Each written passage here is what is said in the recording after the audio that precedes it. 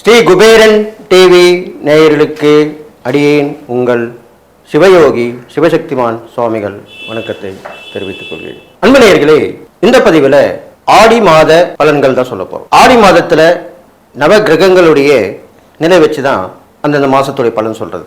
இந்த ஆடி மாதத்தில் இருக்கிற கிரக நிலை வச்சு பார்க்கும் பொழுது அனைத்து மக்களுக்கும் அரசாங்க சலுகைகள் கிடைக்கும், போராடி வெற்றி பெறுவார்கள். இது இல்லாமல் சட்ட திட்டங்கள் திருத்தப்படும், நிறைய காற்று வீசக்கூடும். ஆடி மாசம்னாலே காற்று தான். ஆடிக்காற்றில் அம்மியும் பறக்கும் அப்படின்னு முன்னோர்கள் சொல்லிட்டு போயிருக்காங்க. இந்த காற்றின் மூலமாக விஷக்கிருமிகள் பரவும் அபாயம் உள்ளது, எச்சரிக்கையாக இருக்க வேண்டும். இது இல்லாமல் ஆங்காங்கே நிலச்சரிவுகள் ஏற்படும், பூகம்பம் ஏற்படும், அதிகமான வெயில் காணும், இதெல்லாமே நடக்கும். மழை குறைவாக இருந்தாலும் அந்த மழை வெள்ளமாக பெருக்கெடுத்து பேராபத்தை விளைவிக்கக்கூடிய வகையிலே வந்து செல்லும். இதெல்லாமே நடக்கக்கூடிய விஷயமா இருக்கு. இது பொதுவான பலனில் சொல்லப்பட்டிருக்கு. எது எப்படி இருந்தாலும் இந்த ஆடி மாசத்துல அம்மனுடைய வழிபாடு மிக முக்கியமாக கருதப்படுகிறது. அனைத்தையுமே வழிபடலாம், முக்கியமாக அம்மனை வழிபடுவது ரொம்ப விசேஷம். இந்த ஆடி மாதத்துடைய சிறப்புல ஆடிப்பூரம், அம்மனுக்கு உகந்த அம்மனுடைய ஜெயந்தின்னு சொல்லுவாங்க, ஆடிப்பூரம் அது வருகிறது. ஆடி அமாவாசை ரொம்ப விசேஷம். தர்ப்பணம் கொடுக்க முடியாதவர்கள் சிறு சில சமயங்களை விட்டு இருந்தால் இந்த ஆடி அமாவாசையிலிருந்து ஆரம்பித்துக் கொள்ளலாம். அதே போன்று ஆடிப்பெருக்கு வருகிறது, ஆடி 18ஆம் நாள். சுபகாரியங்கள் செய்ய முடியாமல் இந்த மாதம் விளங்கப்படுவதால் அந்த ஆடிப்பெருக்கன்று சுபகாரியங்களை செய்து கொள்ளலாம். இது விதிவிலக்கு. எல்லாத்துக்கும் முன்னோர்கள் சொல்லிட்டு போயிருக்காங்க பரிகாரம். நம்ம தான் அதை பயன்படுத்துறதில்ல. சுபகாரியங்கள் ஏதாவது ஆடி மாதம் செய்ய வேண்டி இருந்தால் அதை ஆடிப்பெருக்கன்று செய்யலாம், தப்பு கிடையாது. இந்த ஆடிப்பெருக்கில் எல்லா நீர்நிலைகள் இருக்கிற இடத்துலையும் பூஜை செய்து வேண்டிப்பாங்க. மங்கள நான் கோற்றுக்கொள்வார்கள். தாலி பாக்கியம், தீர்க்க சுமங்கலின்னு சொல்லுவாங்க, தாலி பாக்கியம், அந்த கோயிலில் போய் அன்னைக்கு மாங்கல்யம் அணிமித்துக் கொள்வது இதெல்லாமே நடக்கும்.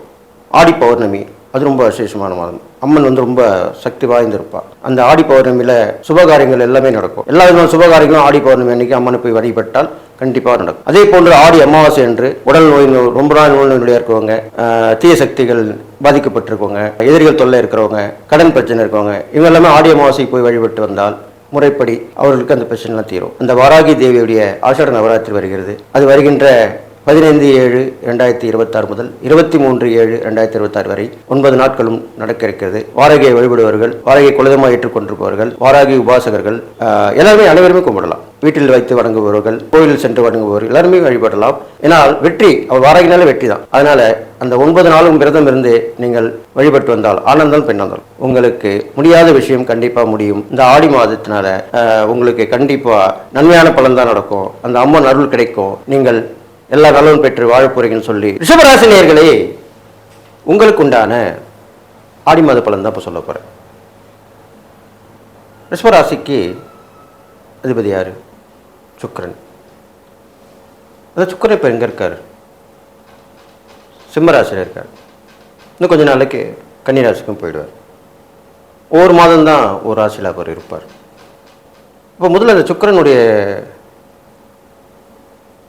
நிலை பார்க்கும் பொழுது உங்கள் ராசிக்கு 4ஆம் இடத்துல இருக்கார்,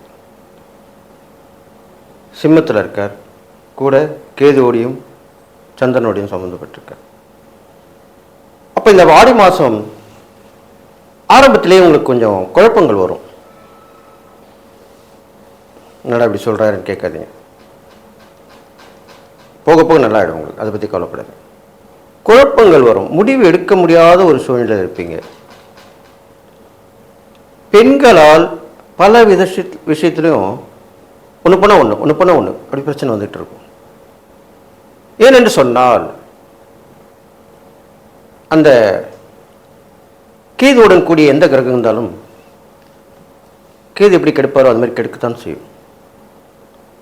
உங்கள் ஆசாபியாக இருந்தாலும் சரி, அதனால் கவனமாக இருக்க வேண்டும். புதிய நட்புகளுடன் பழகும்போது கவனமாக இருக்கணும்.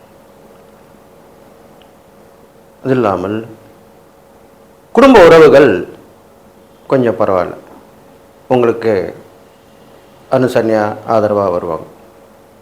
அவங்க தான் கடைசி வரைக்கும் நிற்பாங்க. அவங்க அப்படி ஆதரவாக வரும்போது நீங்களும் அவங்களுக்கு ஒரு ஆதரவையும் அன்பையும் தரணும். அதனை உறவுகளில் உள்ள நடுநிலைமை. குற்றம் பார்க்கில் சுற்றம் இல்லை அப்படி தானே சொல்லிட்டு போயிருக்காங்க பெரியவங்க. அப்போ அவங்க ஏதாவது சிறு சிறு மனஸ்தாபங்கள் பிரச்சனை ஏற்பட்டாலும் அதை கண்டுக்காமல் விட்டுடணும். ஏன்னா அவங்க வேறு வகையில் உங்களுக்கு வந்து உதவி பண்ணுவாங்க. அதுக்கப்புறம் பார்த்தீங்கன்னாக்கா தைரியமாக செய்யக்கூடிய விஷயங்களை நீங்கள் துணிஞ்சு இறங்கி செய்யலாம். சகோதர ஒற்றுமை ஏற்படும். பிரயாணங்கள் தொடர்ந்து வரும். வெற்றி பெற வகையில் இருக்கக்கூடிய விஷயங்களில் நீங்கள் ஈடுபட்டு வெற்றி அடையலாம். அதெல்லாம் வந்துடுவீங்க. இப்போ இந்த காம்படிஷனில் கலந்துக்கிட்டால் நம்மளுக்கு வெற்றி கிடைக்கும், பாராட்டு பரிசு கிடைக்கும் அப்படின்னு உங்கள் உள்ளுணர்வு சொல்லும். அதுக்குள்ள நேரமும் இப்போ வந்திருக்கு தான், அதனால தான் சொல்கிறேன். அப்படி உடனே யோசிக்காமல் அதில் கலந்துக்கலாம். இருந்தாலும் உறவு வகை நட்பு வகையில் கொஞ்சம் யோசித்து செயல்படணும். அதை நீங்கள் பார்த்துக்கணும். எது எப்படி இருந்தாலுமே போட்டி பந்தயங்களில் கண்டிப்பாக உங்களுக்கு வெற்றி தான் கிடைக்கும், அதில் எந்த சந்தேகமும் இல்லை. தொழில் சிறக்கும், வியாபாரம் வளர்ச்சி அடையும், இரண்டே நல்லதாக இருக்கும். ஆனால் உத்தியோகம் பார்க்குறாங்கல்ல, எல்லாருமே வேலை செய்கிறாங்க, எல்லாருமே வியாபாரம் பண்ணுறாங்க, எல்லாருமே தொழில் நடத்துகிறாங்க இல்லையே. வேலைக்கு போகிறவங்க இருக்கத்தானே செய்கிறாங்க. தனியார் நிறுவனத்தில் வேலை செய்கிறவங்களும் இருக்காங்க, அரசாங்கத்தில் வேலை செய்கிறவங்களும் இருக்காங்க. அப்படி வேலை செய்பவர்களுக்கு அவருடைய வேலையிலே தவறு கண்டுபிடிக்கப்படும், விமர்சனத்துக்கு உள்ளாவீர்கள். சில பேர் மெமோ கொடுப்பாங்க, பனிஷ்மெண்ட் பண்ணுவாங்க, தண்டனை கொடுப்பாங்க, வார்னிங் கொடுப்பாங்க. முதல்ல நீங்கள் செய்கிறது தப்பு தான் அப்படின்னு தெரிஞ்சுட்டா, இதில் வரைக்கும் நல்லா தான் வேலை செஞ்சார், இப்போ ஏதோ சரியில்லை அப்படி, அப்போ ஒரு வார்னிங் கொடுப்பாங்க. இதெல்லாமே நடக்க போகுது இப்போது இந்த ஆடி மாதத்தில். ஆனால் நல்லதும் நடக்கும். எந்த விஷயத்தில் தெரியுமா? உங்களுடைய சுய முயற்சியால் எடுக்கும் முடிவுகளால் வெற்றி கிடைக்கும். பெரியவருடைய ஆசீர்வாதத்தின் மூலமாக செய்யக்கூடிய விஷயங்கள் நன்மை ஏற்படும். மனைவி மூலமாகவும் மனைவி வழி உறவுகள் மூலமாகவும் கண்டிப்பாக நல்லது நடக்கும். எல்லாம் சந்தோஷம் தானே? இதெல்லாம் நடக்கும். சில விஷயங்களில் நீங்கள் குழப்பத்தில் இருக்கும்போது மனைவி வழி உறவுகள் மூலிமா உங்களுக்கு வந்து உதவி கிடைக்கும். அது நல்லா வந்துடுவீங்க, அந்த உதவியால் நல்லா வந்துடுவீங்க. பல பேர் வாழ்க்கையில் அப்படி தான் நடந்திருக்கு. கணவன் இருந்தால் மனைவி வழி ஒரு மூலியமும், மனைவி இருந்தால் கணவன் வழி ஒரு மூலம் கண்டிப்பாக நல்லது நடக்கும். இது உண்மையான விஷயம். அடுத்தது பார்த்தீங்கன்னாக்கா இந்த ஆடி மாதத்தில் அதுவும் நீங்கள் ரிஷபராசிக்காரங்க, சுக்கிரனுடைய ராசியை கொண்டவங்க. சுக்கிரன் அம்பாள் சுரூபம், மகாலட்சுமியுடைய அம்சம் கொண்டவர், அம்பாளுடைய அம்சம் கொண்டவர். கண்டிப்பாக ஒரு அம்மன் கோயிலுக்கு சென்று வெள்ளிக்கிழமை விளக்கேற்றி வழிபட்டு வர வேண்டும்.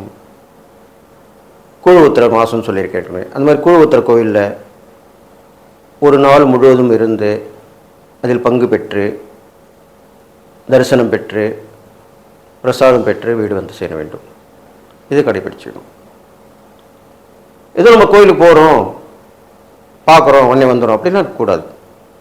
அதுக்கு தான் இது இந்த ஆடி மாதத்தில் நடக்கிற விழாக்களை திருவிழாக்களாக கொண்டாடினார்கள். ஸ்ரீ குபேரன் டிவியை பார்த்தமைக்கு நன்றிகள். மேலும் இது போன்ற தகவல்களை தெரிந்து கொள்ள ஸ்ரீ குபேரன் டிவியை சப்ஸ்கிரைப் செய்யுங்கள். மறக்காமல் பெல் ஐக்கானை கிளிக் செய்யுங்கள்.